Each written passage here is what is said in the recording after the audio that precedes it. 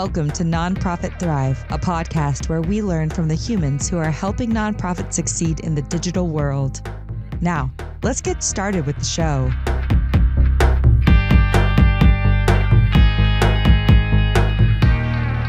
Welcome. I'm Ben Freda, host of the show, where we share the stories of leaders in the nonprofit space, the people behind the organizations, the foundations, and the companies that help nonprofits make a positive impact in the world.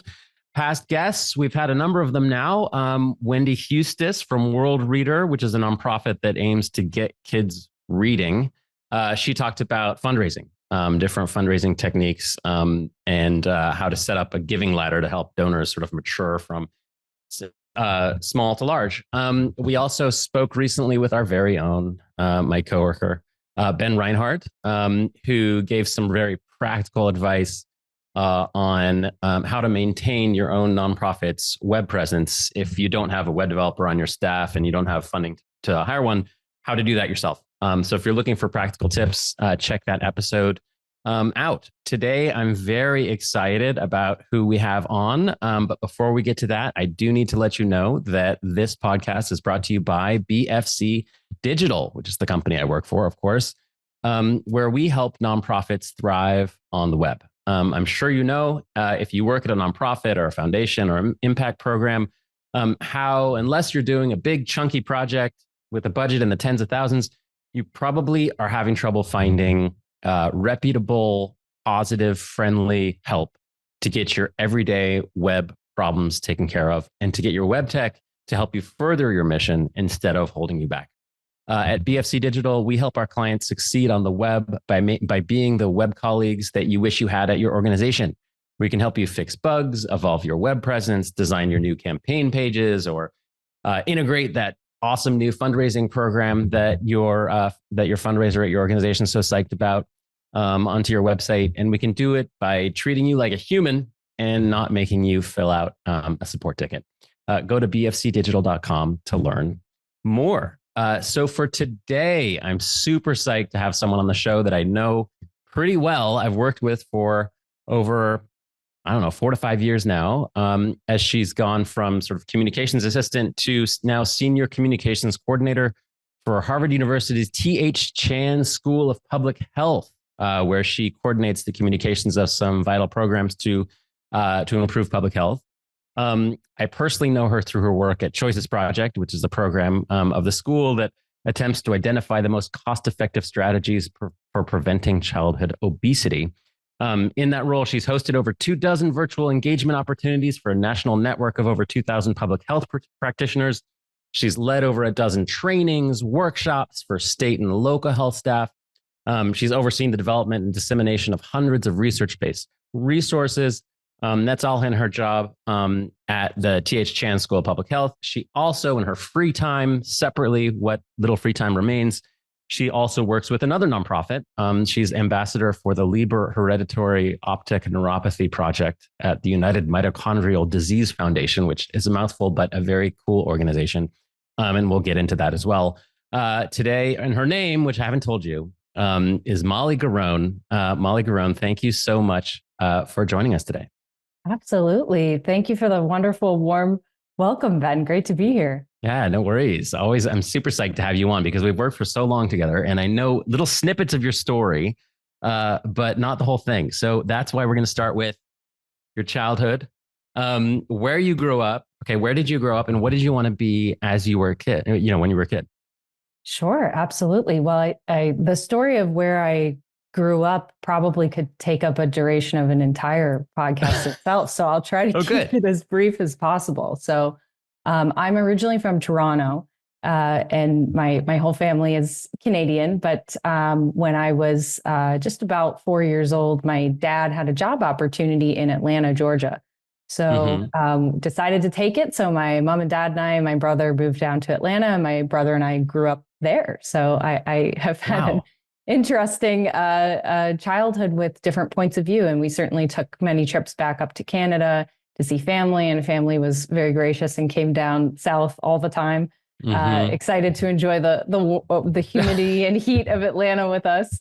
So I had kind of an interesting upbringing in that manner. And then when I was 17, just turning 18, graduating high school, I moved up to New England, and I've been in between Connecticut and Boston ever since. That makes so much sense, because I've only known you as a New England person, but it makes so much sense that you're Canadian. Not to get into stereotypes of different.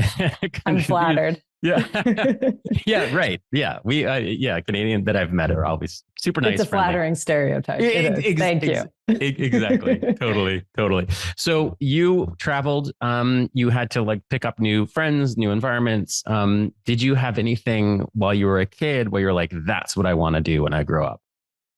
Yeah, it was, I was a typical kid in that it would, change kind of week to week as it does with kids, as from experience, I'm sure. But there was often a common thread for me in that I knew I wanted to do something that was kind of directly helping other people and something to do with science. I don't know what, but I always really enjoyed science and kind of health and biology and anatomy. And so I ended up kind of realizing in high school, towards the end of high school, that I think I want to do nursing. I think I want to be a nurse. So cool. That was my original idea. Really? That's really interesting. So you wanted to be directly sewing people up and stuff. Yeah, very, very much so. I was really interested in that. And I had heard of the renowned nursing program at Fairfield University in Connecticut. And someone had recommended it to me, and I just happened to be moving with my parents right before beginning college. So I kind of applied last minute. And so I did begin my undergraduate career as a nursing student for a couple of years, but found it just very challenging. I thoroughly enjoyed working with the patients, but I found I was kind of less interested in the clinical side of things and really liked the interpersonal element. So I switched and chose communications instead. Gotcha. That makes sense. But to me, the clinical stuff isn't that the day-to-day dealing with patient stuff, or is it, or not? It is, but I think more the really direct, taking vitals and, needing to administer medication and IVs and things like that was very overwhelming to me. Really? It was just kind of, it could be kind of hard to do. And I had sort of an unpleasant clinical experience with one round of clinicals I needed to do. And I ended up realizing too that I would just get so into just chatting with the patients that sometimes I would forget to do what I was supposed to do. So I think that was kind of my cue that, okay, the interpersonal side's there, but the knowledge is there, but maybe my strong suit is communicating more than administering treatments. Oh, that's interesting. So you were doing that for a couple of years, and did you transfer schools, or did you finish Fairfield? No, I was fortunate enough to kind of wrap it all up and finish all in 4 years at Fairfield. Everyone was very supportive. I had a great advisor, and my parents were so supportive in helping me to kind of catch up and finish on time. So it worked out really nicely. And then, but by the end of it, you knew you didn't want to be an on the ground nurse. You wanted to be in the communications angle. So what happened then? Yeah. So I had, when I switched to communications, I had a wonderful advisor, Dr. Michael Pagano. I believe he's still there. And he is a physician's assistant, I believe himself, but kind of had a career in health communication. And so I think folks often are unaware of the field of health communication. When people hear communication, they often think corporate communication or mass media or journalism. And that absolutely is communication, but there's sort of this niche branch of communication known as health communication. And the community guide kind of defines it as the study and use of communications to inform and also influence individuals and communities in ways that enhance health, really. And it considers a variety of channels, targeted messaging, really uses almost like marketing to strategies to help influence health behavior change in a positive way. So this professor, Dr. Pagano, offered a course in health communication. And I thought, that's kind of interesting. Maybe that's a spot for me. And that course, if I hadn't taken it, I probably wouldn't be here right now. So it totally defined the entire trajectory of the rest of my career. I knew I wanted to do something in that area, and I wasn't sure what, but I knew that was the place for me. Wow, that's interesting. So health communication. So if you were to define it, it'd be like partially marketing and partially like advocacy type communication, or science type communication. How does that? Yeah, how do you think of it?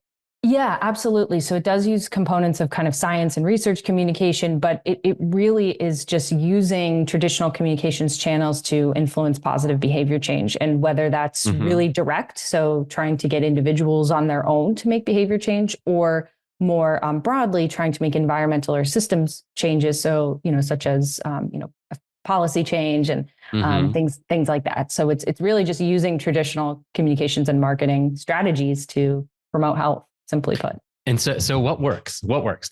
Telling people what to do, does that work? Scaring people, does that work? What is the... Well, so fear appeals definitely don't work. Really? We really do see that. And I can say that after my undergraduate career, I pursued a master's degree at Emerson College in Boston, and they had it's actually no longer being offered, but they had a fantastic health communication master's program. It was the perfect place for me. And I learned so much about so much more in depth about health communication in that program. And we really talked a lot about what works. It was a really practical program. I just can't say enough good things about it. And we talked about that. Fear appeals, the evidence really isn't there, particularly for young people. It may be more effective for, kind of older audiences, but certainly young people, showing kids a picture of a black lung is, just historically has not really deterred teen smoking rates. And so I think in the past, using that as an example, things like really tapping into, well, what is it that teens care about? What, they're not worried about what's happening when they're 60, 70 years old. They care about what's happening now. Yes. And so figuring that out and tapping into that, which is really just, what advertisers do and marketers for products. So a very similar process. And I think really just tailoring messaging and communications as much as possible is really one of the best ways to have really effective health communication. So because the thing that came to mind for me was going to Europe and seeing pictures on the cigarette packages, which are regular. I think it required to be put on there as like somebody's lung, which is to me is shocking. And I'm like, well, what? Totally. But maybe when you're younger, you're right. You don't care about what's happening to your lung when you're 60. Right. So what works for this? Maybe this is too tangential, but what would you say to somebody, a kid who's 15 years old who, what do they care about when it comes to smoking? You're going to smell weird, like it's, or what? Like, absolutely. No, you're onto it. And I wish I could recall the fantastic researchers who did so much groundbreaking work on this I believe in kind of the 80s and 90s that actually ended up really curbing teen smoking rates, at least for tobacco. Obviously, we have other problems today, but some really phenomenal research work was done, several decades ago on this. And specifically, they were targeting a population of young males, teenage boys, and they really were tapping into, like, what do you care about, and how can we show you that smoking will deter you from getting what you want? And it's exactly what you said. They were finding that a lot of the girls who the boys might have been interested in were saying, oh, I don't want to date a guy who, is smoking. He smells terrible and his teeth are yellow and he has bad breath. And it really, really worked. And I don't remember again. That is crazy.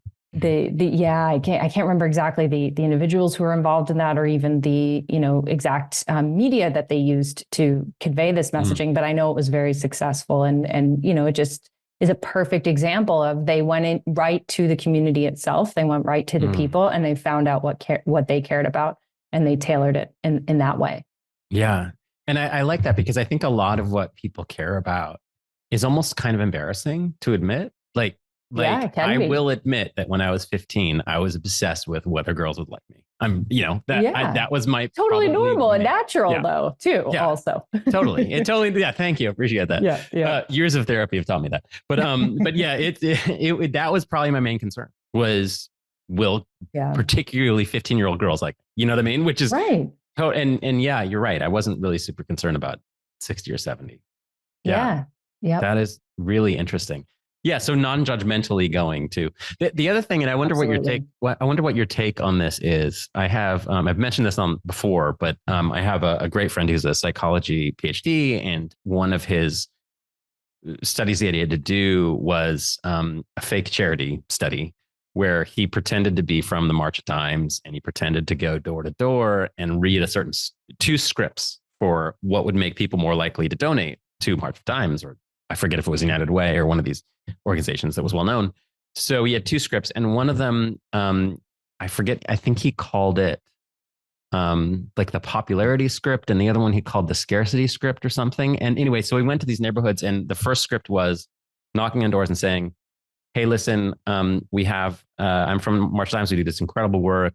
I've been having a really hard time getting people to donate. It's been a tough, week.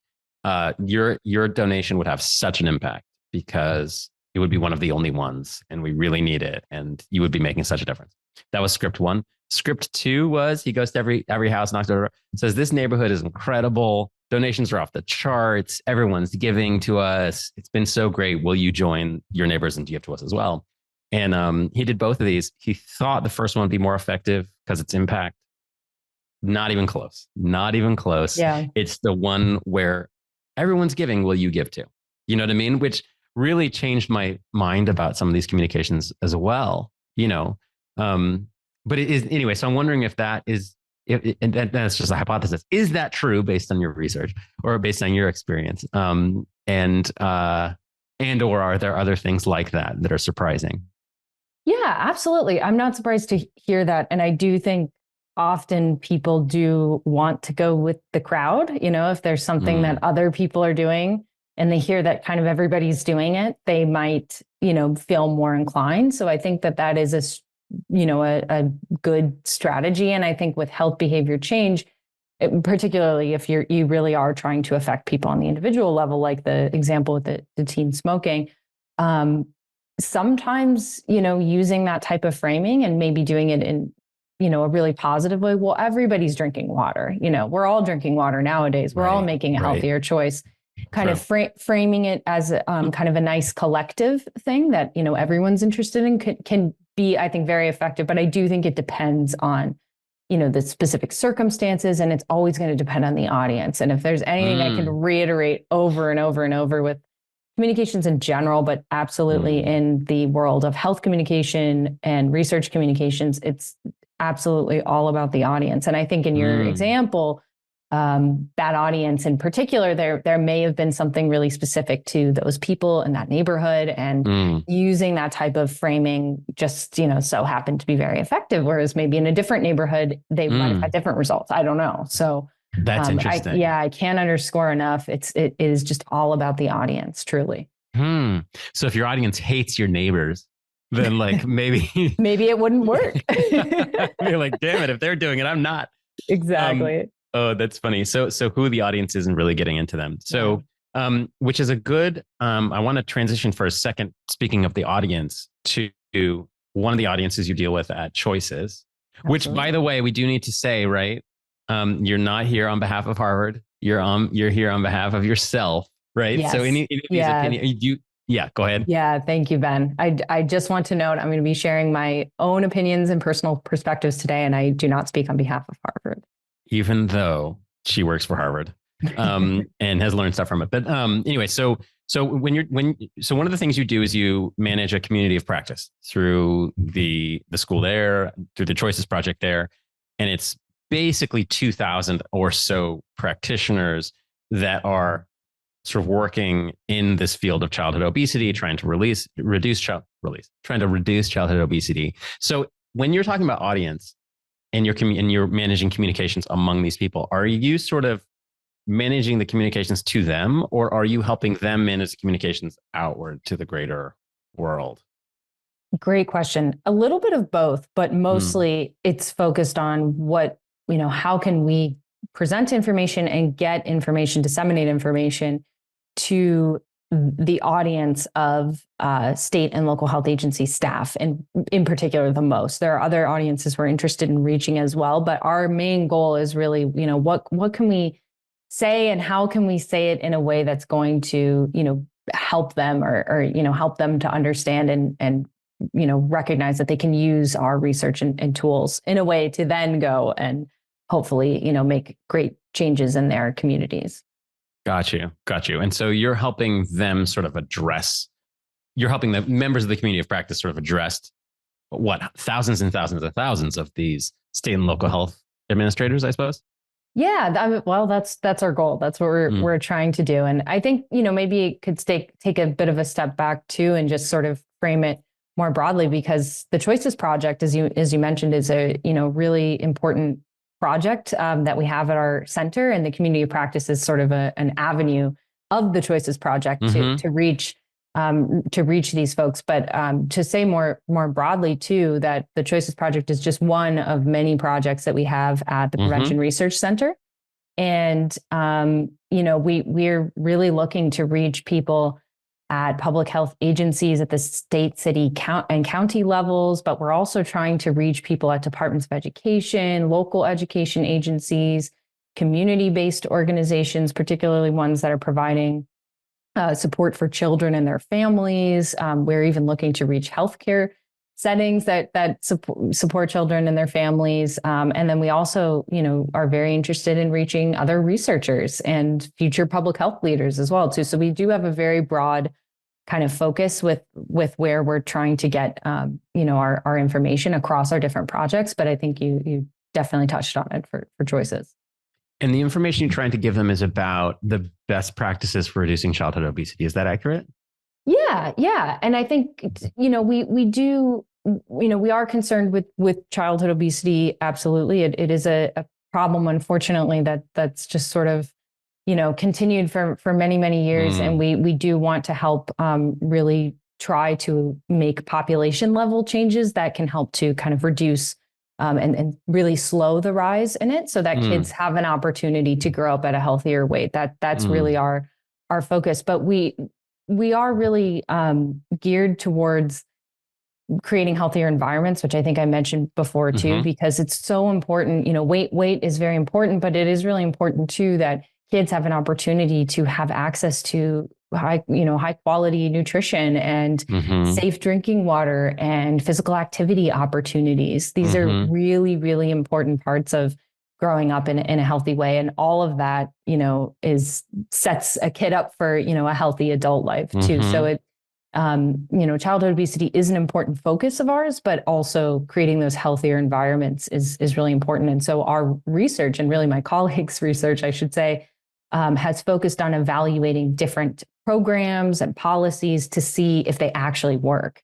And so our evaluations have shown, that there are these different policies and programs that really do have an impact. They really can make a difference. And many of them are low cost, some, cost effective. Some of them even have the potential to improve health equity and kind of, eliminate some of those disparities that we see across race, ethnicity groups and income groups as well. So we're really trying to get that information to these folks about, hey, we know of these great strategies that are effective, cost effective. You may want to consider them. That's kind of our general message. So before we get into how you communicate it, what is an example of a really great cost effective strategy, and what's an example of a terrible strategy that's a waste? Well, so for terrible strategies that are a waste, let's start there. I actually don't know of a ton because our focus has been so much on effective interventions. I don't even know if I could give you a good example of an ineffective one. Can I say one from working on your action kit, which is there was a which is an online thing where different strategies are compared. I do remember seeing something like bariatric surgery, and it was like kind of ridiculous. It was. Anyway, that's not a good example. No, that's a great question. So we don't actually currently have that intervention on our new iteration of our action kit, which, as you queued up, is a fantastic interactive tool that BFC Digital did an amazing job of overhauling and enhancing. Oh yeah, that's why I brought it up. I just wanted to be showered with positive feedback. Totally. Yeah. No, and I'm here for it. But seriously, you guys did an amazing job and have really made our tool so awesome. Thank you. But you are quite right. We, in the previous iteration of the kit, we did have that on there. And so you're right, it's an extremely costly intervention on the surface when you look at it compared to the other ones. But that's for a very good reason. So it's a really major surgery, but it's also only something that's really recommended when a child is in a position of very severe excess weight. I see. So it wouldn't be something that would be recommended, commonly as a strategy for prevention. And at that point, it's really more of a treatment anyway. It's a treatment, it's only used in kind of extenuating circumstances, but it was something that I believe our team assessed as, even though it's costly and, kind of drastic, it is also very cost effective in that situation. So still considered an effective intervention, but really more for sort of a smaller group. Particular situation. I see. Yeah. So an example of a very cost effective strategy to prevent unhealthy outcomes would be what? Yeah. So as you said on the action kit, there are a whole bunch on there that are great examples. I think one really great one that actually we're just adding to the kit now and putting together materials on. And I'm going to share this as an example because this is something that's actually happened. It's not even, because some of our work has been kind of modeling hypothetically what would happen. This is something that's actually occurred. Is the WIC food package change. So a little bit of context. So folks may be familiar with the Supplemental Nutrition Assistance Program, SNAP. So that, aids folks in getting their groceries if they are, at a below a certain income level. And the WIC program is part of that, the Women, Infants, and Children program. And it's really to help, parents of really young kids who may not have the finances to access healthy food. It's available as a government benefit for that. It's really an amazing program. And there's a package of food that is, provided to families. And I believe it was in 2009, they kind of changed the food that was being offered in there to make it more nutritious. And so our team took a look at that. That was well over a decade ago that happened. So there's these many years of real life data to kind of take a look at and see, did it actually make any difference? And it really did. It was really effective, and it has contributed to really great health outcomes for kids who have grown up in the WIC program. So that was absolutely, that's a really population level one that it kind of affects, everybody kind of nationwide, but that is a really effective and cost effective strategy too. Yeah, totally. That's interesting. Cool. And that's one of the cool things about that action kit that which we built, but it was your thing. I mean, it was your baby, it was your idea. But what's so cool about it is that you let people compare different strategies. Like, what if the government did this? What if the government did this? What if after school providers did this? And you can compare different strategies and compare the prices and stuff. I mean, of what it would cost and the effectiveness. It's really cool. How does stuff like that come together? Like, how do you have that kind of idea? I want to communicate using this thing. Was it just your idea? Did other people suggest it? How does that work?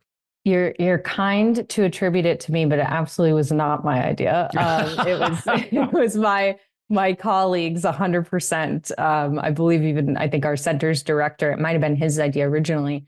And I think he was thinking along the lines of, almost like Amazon comparison shopping. We kind of wanted to make it like that. And, everybody's contributed in different ways with different ideas for how to make it better. But I certainly can't take credit for the initial comparison tool idea. But I can say that a ton of work has gone into it, as you know, from the web development side, but from the research side. Oh, yeah. Our team has worked, just absolutely diligently on modeling these results and getting all the right data. And it's all done at the national level. But I think one of the really cool things that we're just so excited about is with this new iteration, we have these strategy reports, which are kind of these PDFs that go with each of the different interventions. And those really provide so much more detail into what these policies and programs actually are. And the most exciting part for me is that there's some really practical information in there. So somebody at the state level or the local level could look at this and say, okay, cool. This was modeled at the national level, looks great. but here's some practical information if I wanted to adapt to this or use it and try to maybe make this a thing at the state, county, or city level. So that's really where we were going with that, is to have that depth of information so that it can be a little bit more practical and useful for people at the state and local levels. It makes sense going back to what you said before about the most important thing in communications being the audience. You understand that your audience are people that work at state and local governments or in these health departments or the other places, and you know how to tailor the communications to them. I mean, that's what this kit is for. It's kind of, I guess the public can go there too, but it's really for people who are choosing between policies. Yeah, absolutely. And I think too, you know, a key thing that we think about a lot in communications, particularly health and research communications, is jargon, and how jargon is such a problem. You know, no matter what field you're in, jargon can be such an issue, but particularly in this world, there's so many, oh my gosh, so many buzzwords and things that I think folks, there's so many acronyms too. We always laugh in public health. I mean, there's just acronym after acronym. So, you know, we wanted to be careful with jargon in this, but the cool thing is people at state and local health departments are just, they can maybe come, you know, into that work from all different backgrounds. Some folks have a PhD, some folks maybe, you know, just have an undergraduate degree, or maybe not even, but everybody that we've interacted with is just so smart and competent and skilled and bright. And I'm continually impressed by the folks we work with. And what's really cool about these folks is that they actually understand a lot of that jargon. So we take it down a little bit, but we didn't have to tailor it so much so because we know our audience will understand some of those terms. So it's exciting to be able to, you know, adapt it in a way that hopefully folks are understanding, but also is kind of level with the type of language we're using too. So, yeah. For sure. Yeah. Speaking of jargon, because my world is full of jargon as well. I mean, technical jargon is and it's so annoying for people who don't understand. They're like, "What? Are you just treat me like a regular person?" You know. So, and one of the questions I want to talk to you about is how you became responsible. I mean, you're not a web developer, you're not a coder, but now you're responsible for pretty much, at least as far as I can tell, the digital stuff that you guys produce. How did that come about? How do you feel about it? What are the things that are difficult, frustrating, you know, versus easier? Was it just because you were the youngest person when you started? That is often the case. I don't even know if I was. So there you go. I think because I did have a little bit of experience prior to this position that I started at in 2017. I had done an internship for a few years supporting a software company, and I had done a lot of technical stuff. And I have to say I really appreciated, I had such great training there in how to do a lot of technical things. And actually, even then, a lot of it involved like HTML coding, which, you know, even it was kind of even outdated then. That was like 2015, you know, we were already, you got to start. That's what you start with. Then, but you know, I kind of, you know, started from the bottom, you know. That's what you got to do. You got to do HTML first, then you got to do CSS, then you got to JavaScript. You got to build on and I didn't quite get to the CSS level, but at least enough to understand, you know, that it exists and, you know, certain things like that. But I had great experience there with HTML and just WordPress and content management and stuff like that on a really granular level. So I already came with some of that experience, and also Google Analytics and things like that. So I kind of knew how to make some sort of data-driven decisions, you know, with websites. So the team at the Prevention Research Center did not have any communication staff when I was hired. So I kind of came on as an assistant to sort of help with sort of general communication needs and with the websites. And just over the years, I think as we've had so many great new opportunities with research, we've kind of had this ability to sort of let it grow. And I have to say, again, I know you weren't fishing for a compliment, but having your team involved, I think actually really has helped hugely, because I think one of the struggles, we see it a lot in communications, particularly in the public health world, and I know this is true for the nonprofit world too, is that communications is often an afterthought. And it's often, if it is thought of, it's understaffed. And I would just, anybody listening, invest in communications, however much you can. Maybe you only have a bit to invest, but it's better than nothing. And, to have somebody in-house is really great, but to also have a really great, firm or more than one firm that you're working with who really understands web development is really great. So I think having the support from you guys, and we have worked with, other groups as well too, but your support over the last several years has been really paramount. I'm as I said, I'm the only communications person, so that is that blows my mind that you're the only communications person. I mean, you do so much, really. But I have to say too, I'm the only person who's technically communications, but I have the best team. I mean, it is like so awesome, the support that I get from colleagues, and everybody just knows and understands and appreciates how important communications is, and is really involved in the work I'm doing, and supportive and great and awesome. So I have to say, I have amazing support from my colleagues. Gotcha. So you've kind of, because you're the communications person, that makes sense. Because you're the only communications person, of course you're doing the digital stuff. Yes. Yeah, that's part of like your thing. Yep. What do you think in terms of the future of communications for public health? What are you looking at for, like, let's imagine the next 5 years? Are you looking at, hey, we got to communicate more on social media. Hey, we got to communicate more everywhere and use AI to help us write the communications, which a lot of people are talking about, which I don't know is a great idea. Are you looking at, hey, we got to do more interactive stuff that has a nice design? Like, what are the PDFs? Like you said, the action kit has its own little PDFs. Is that effective? What are you thinking of in terms of the digital stuff? Great question. Again, all depends on the audience. So, a PDF for one person might be so useful and helpful. For someone else, they're going to close out of it. They don't want to sit and read that. So it's all going to depend, and reminds me of that great quote. I think it was Marshall McLuhan who said, the media is the message. It kind of, I'm having that resonate in my mind when I'm thinking about this question. So I think it really, really depends. But on a really broad general level, I would say something that I really want to see is something in the social media space to emerge to become a really great tool for public health. And I just think, unfortunately, in my opinion, I think we're in a bit of a holding pattern right now. I think Twitter, X, formerly Twitter, used to be an amazing space for so many things: news, real-time information, crisis communication. I can't say enough about what a valuable tool I think it really was. And unfortunately, it seems to be moving away from that space. So I think if there can be something, and I don't know what that is, I don't know if it's something we already have, and maybe we use it in a better way, or maybe there'll be a new platform that comes out. But I do think people, that's where a lot of people are across a lot of generations. You're not going to get everybody on social media, but you're going to get a lot of people on social media. And so I think continuing with really good strategies on there, and understanding which demographics are on which platforms, and how you can best tailor, and, what can you do for free versus what might you be able to do paid, maybe if there's a small budget for some paid advertising, something like that, I think could be a really great opportunity. Yeah. Do you guys do any paid advertising, or no? Not right No, now. we don't. It's something we've thought about in the past, and may pursue in the future. Particularly we've had an interest with LinkedIn for reaching our audience, but no, not something we've done yet.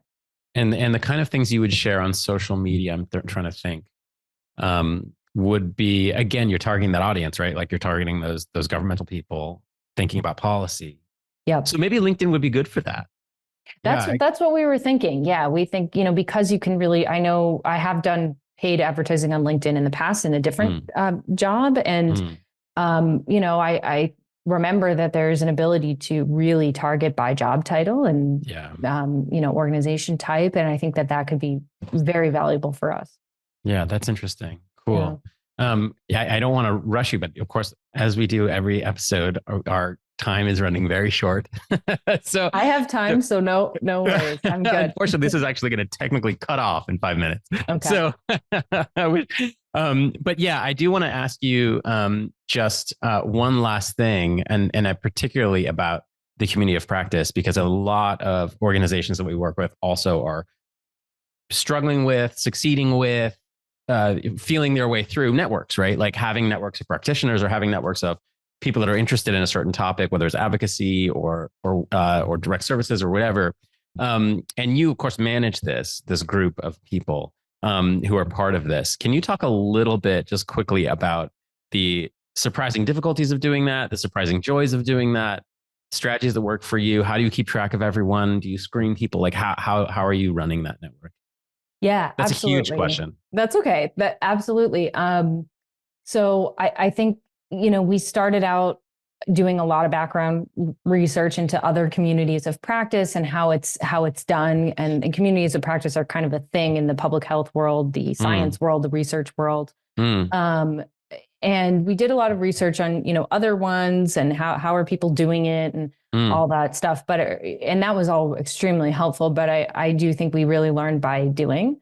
So I think after, a few years of kind of feeling out where do we want this to live and how do we want to best engage? We really landed on providing these regular, usually monthly, sometimes we take some months off, but monthly engagement opportunities we call coffee chats. As, an opportunity to kind of casually bring people on and have them have the opportunity to ask questions of an expert in the field. So sometimes we bring researchers, sometimes we bring people who, also work at state and local health agency departments or people who work at organizations, NGOs and who kind of work in this space. And so we really just kind of learned by doing, I have to say. And something that has been absolutely paramount to us getting, this 2,000 plus person network has been partnerships. Everything has been about partnerships. So we've been working with two groups, the Association of State and Territorial Health Officials and the National Association of County and City Health Officials. And those are two phenomenal organizations that, really work for state and local health agencies. They support them, and they have been amazing partners for us for years. And through them, they have really promoted our community of practice, our events. They've really, through their channels, disseminated about our work. And I know that so many people who are engaged with our work have found it because of their dissemination. So really for us, it's been kind of partnerships and having their kind of consultation and guidance for us has just been totally critical. Yeah, that makes sense. And the last thing I want to ask you too is we talked quickly off camera, about the digital tools you use for LHON, the Leber Hereditary Optic Neuropathy Project. Yeah, absolutely. And I know I'm rushing you on all these questions, but can you just talk for a second about, first about what that organization does, but also, what tools you think work, what tools you think you've had experience with haven't worked? Yeah, absolutely. So it's a volunteer role, very, very different from my day-to-day position at Harvard. So this is kind of a very grassroots community that really is, a little over a decade old, I would say. And a couple just few fast facts about LHON. So it's extremely rare. About 100 people in the US will lose their vision from LHON each year. And that joins about 4,000 or so people in the US who are already blind from LHON. And it's about, there's about maybe 35,000 people roughly worldwide with this LHON vision. So,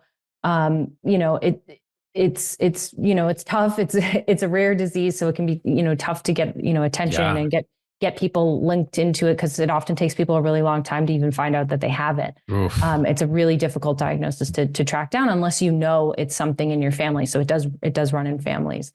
And it's incurable if it happens. At this point in time, we don't have a cure or treatment. There have been a lot of really great clinical trials that have been done, a lot of different types of drugs, actually trials, which has been really exciting considering how rare this disease is. So, but we're not there yet. We're still looking towards that. But in terms of digital tools, I mean, we could not sustain this community, the support community, without digital tools, things like social media, Zoom support group calls, and even going back to PDFs. I actually create a lot of educational materials for patients in the community in PDF. That seems to be the best format for both sighted and, folks with using screen reading technology. And right, because you're disseminating information to people who can't actually visually see it on a screen. Exactly. Yeah. So how do PDFs work with screen readers?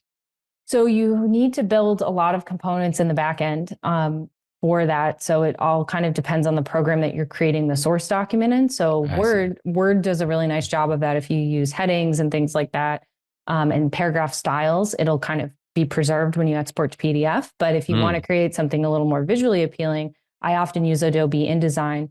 But it can be a little bit challenging to get the reading order correct. And you have to kind of do all these components that are virtually invisible, but a screen reader will be able to tell. So it'll have to figure out, which text box do I read first? And it'll need to know, if it needs to put emphasis on something that's bolded or italicized or what have you. So there is a lot of kind of back end, I would say, work that needs to be done before it's exported to PDF. Yeah.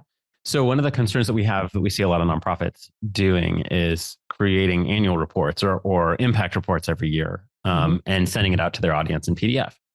And a lot of times we find that they're not accessible, that people screen readers can't read them. But what it sounds like you're saying is, if you do it carefully in a program like InDesign or Word, is it possible to have both a nice looking PDF with like visual dynamic designs that will appeal to like the sighted people and also be fully accessible and readable? It's totally possible, but it is challenging. It is very challenging. Yeah. And if you're strapped for, for funding or time or, it can be really, really difficult to learn.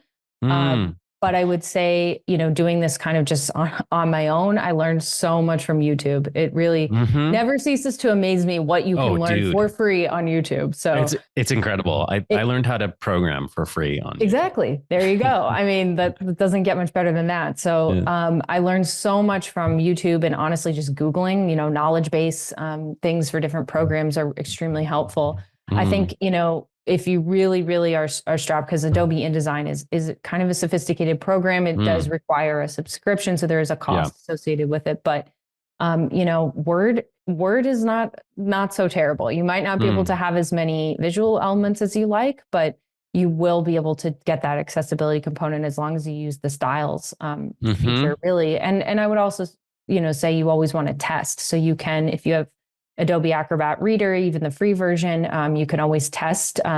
There's an option to read aloud your document. So you can find out, is this reading this in the right way? Is it reading the title and then the last paragraph and missing everything in between? And you can kind of go back to the source file and maybe figure out, I didn't have this in a certain style, so it didn't know to read it. Got you. Yeah.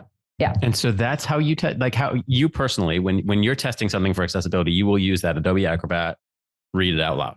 Yeah, that's the best feature I have at this point. I wish I could use the technology that I know folks in our community are using. One of them is called JAWS. That's all like an acronym. There you go, more acronyms. Yeah. People will use that. And I, that's a really costly tool. So I wouldn't necessarily pay for it just for testing purposes. Right. But another great piece of it too is there are so many amazing people in our community who use screen reading technology who have, offered to test it for me. So I might send it to them and say, hey, is this reading properly? And if so, great. If not, tell me where it's not, where it's messing up. So, I do have great, colleagues in our community who can help with the testing too. Got you. No, this is a hugely important thing that is so little known how to, among sort of regular, people who maybe are not super steeped in it. Yeah, it's super important though, because it's a huge percentage of the population, the digital population now.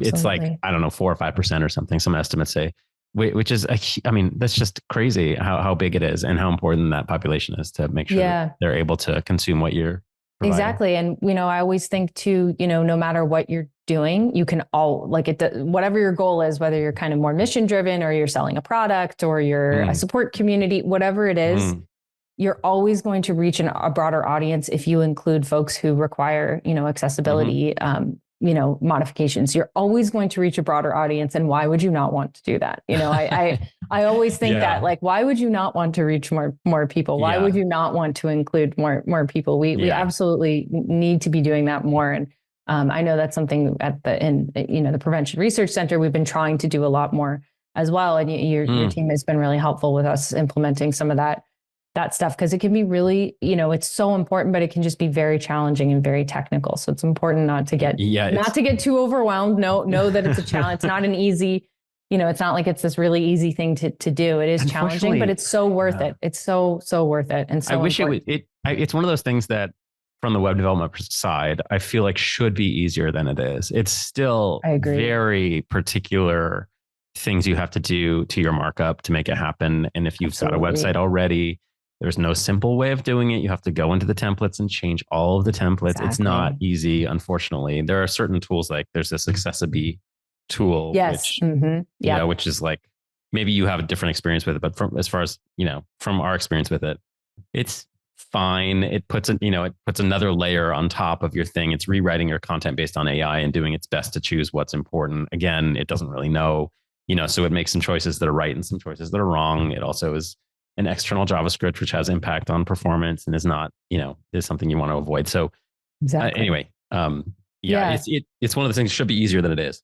Exactly. And I think to your earlier question about, like, what do I want to see happening, in the digital space for nonprofit, the nonprofit world, the public health world, I would definitely say something better for accessibility. I don't know what that looks like. I don't know if it's a suite of tools or something, but some sort of innovations and breakthroughs in making it easier for communications folks to not have to think twice about accessibility. I think, because that would just be such a game changer, really. And I think would also help to have people adopt it more, because a lot of people just don't go there. And it's not because they don't want to or don't care. They just don't have the capacity, or they don't have the knowledge and skill set. And it costs time and effort, which means money, when you're doing it, it's hard. I wonder if there is, again, I'm always on, because everyone talks about AI all the time, and I'm always on the lookout for things that are not non-BS, advantages of AI, or so to speak, which is a terrible way to say it. But I wonder if there is a better way. Maybe that is an application, because rather than a screen reader is basically grabbing the code behind the web page, or in this case PDF, and using tags to indicate what's what. But it's not using the visual look and feel. And as humans, we're sighted humans, we're using the visual look and feel. If something's bolder, we know it's more important. You know what I mean? If the text is bigger, and it's the original screen readers just know from the tag, but maybe there is sort of an AI ability to sort of view it with sort of fake computer eyes and be able to translate and interpret it that way. I think that's an amazing application for that. That would be really cool. And that kind of reminds me of audio descriptions for film and TV. So that's a really great thing that folks in our community use a lot. And I think some are better than others, kind of like audiobooks, and things. Some can be better than others. I know with screen reading technology too, there's a lot of giggles in our community because sometimes the voices are just so terrible. So, and like so inappropriate for the topic. So terrible. Yeah. It's such a shame. So it would be really cool with AI to do something like that. I totally agree, where it can interpret it as if it was just simply, consuming it as a sighted individual. And, if there could also be a component of improved voice as well, because I know that it can be really jarring and very off-putting for folks who are trying to read something, sometimes to the point where they can't even understand the voice. So that totally defeats the purpose. So yes, I think that AI, the application certainly in the accessibility space could be an amazing area. Even just that part you talked about, changing the tone of voice to be appropriate to the content. Because like, for instance, I'm a bad example, but let's say you get a report back from your doctor that has some really negative health information. Like, oh my gosh, they've detected this terrible stuff. You probably don't want that that weird, cheery Australian voice that's on my phone saying, it just is really bad anyway, and not empathetic to what the person would be going through. Yeah, exactly. And wouldn't that be an amazing application for AI. I mean, it seems like it's certainly possible for, AI technology to be able to, read the content of something real quick and make, some sort of determination about, okay, this is, these are serious medical results. This isn't just like a flyer for a summer camp. I need to use a different, you want a totally different person, totally different vibe here. Oh, totally. Okay. Well, we got it. We nailed it. We got a really great application of AI. Okay. That was good. If we get nothing else out of this interview, we solved everything. We nailed it. Listen, I actually am shocked that the interview didn't automatically cut off 10 minutes ago, because I thought that's how it was supposed to work. It didn't, though. So I'm obviously I'm a new interviewer, so I don't really know how this works, but that's really awesome. But listen, this has been like so fun and so interesting. Can you just quickly tell people where they can learn more about you, Choices Project, etc., if they've heard all this and they're like, oh my gosh, I need to ask her a question? Yeah, absolutely. I would love for anyone to reach out to me personally at any time. You can find me on LinkedIn. I'm just Molly Garrone. I think I'm the only one. So you are. Feel free to, I don't know many people with that last name. So feel free to DM me or connect with me on there. I'm thrilled to chat with anybody. You can learn more about the Choices Project at choicesproject.org. And you can also learn about our research center, the Prevention Research Center on Nutrition and Physical Activity, if you go to hsph.harvard.edu/PRC. And you can learn more about the LHON project at the United Mitochondrial Disease Foundation at lhon.org. Thank you so much. It was a real pleasure. Thank you so much for having me, Ben. This was great. Thanks for listening to the Nonprofit Thrive podcast. We'll see you next time, and be sure to click subscribe to get future episodes.